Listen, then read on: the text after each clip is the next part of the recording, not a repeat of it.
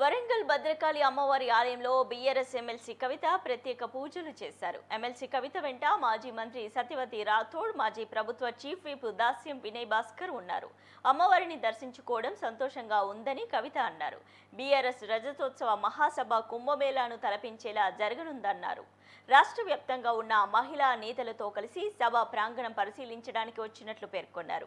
సభా ప్రాంగణంలో మహిళల కోసం చేసిన ఏర్పాట్లను పరిశీలిస్తానని చెప్పారు ఎమ్మెల్సీ కవిత. జై తెలంగాణ. ఇవాళ వరంగల్లో యావత్ తెలంగాణలో అత్యంత ప్రసిద్ధమైనటువంటి భద్రకాళి అమ్మవారి దర్శనం చేసుకోవడం జరిగింది. చాలా సంతోషంగా ఉంది. అమ్మవారిని దర్శనం చేసుకోవడం అంటే అది మనం అనుకుంటే జరగదు, ఆమె అనుకుంటేనే జరుగుతుందని చెప్పి అందరం కూడా నమ్ముతాం. మరి అటువంటి దర్శనం నేను, నాతో పాటు మహిళా నాయకులందరూ కూడా రాష్ట్ర వ్యాప్తంగా ఉన్నటువంటి వాళ్ళందరూ కూడా వచ్చినారు.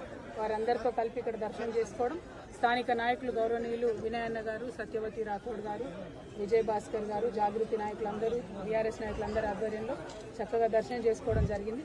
ఇవాళ 27వ తారీఖు నాడు వరంగల్లో జరగబోతున్నటువంటి తెలంగాణ కుంభమేళాగా చెప్పేటటువంటి ఫ్యూచర్లో నిలిచిపోయేటటువంటి మన బీఆర్ఎస్ పార్టీ 25 సంవత్సరాల రజతోత్సవం ఏదైతే ఉన్నదో మరి దానికి సంబంధించి మహిళలకు సంబంధించిన ఏర్పాట్లు ఏ విధంగా ఉన్నాయి, మహిళా గ్యాలరీలు, ఈ మీటింగ్కి వేలాదిగా తరలి వచ్చేటటువంటి మా మహిళా నాయకురాళ్ళకు సంబంధించినటువంటి ఏర్పాట్లన్నీ కూడా చూసుకోవడానికి ఇక్కడికి రావడం జరిగింది. మరి ఆ ఏర్పాట్లన్నీ కూడా ఇప్పుడు కొద్దిసేపు అయినాక నేను, మా జిల్లా అధ్యక్షులు గౌరవనీయులు వినయ్ భాస్కర్ గారు అందరం కూడా వెళ్ళి చూసుకొని రావడం జరుగుతుంది.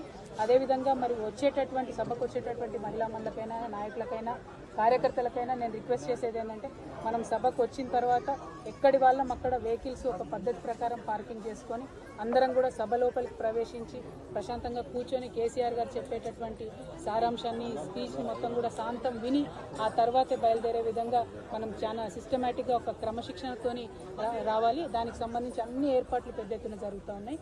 Thank you. జై తెలంగాణ. ఇవాళ వరంగల్లో యావత్ తెలంగాణలో అత్యంత ప్రసిద్ధమైనటువంటి భద్రకాళి అమ్మవారి దర్శనం చేసుకోవడం జరిగింది. చాలా సంతోషంగా ఉంది. అమ్మవారిని దర్శనం చేసుకోవడం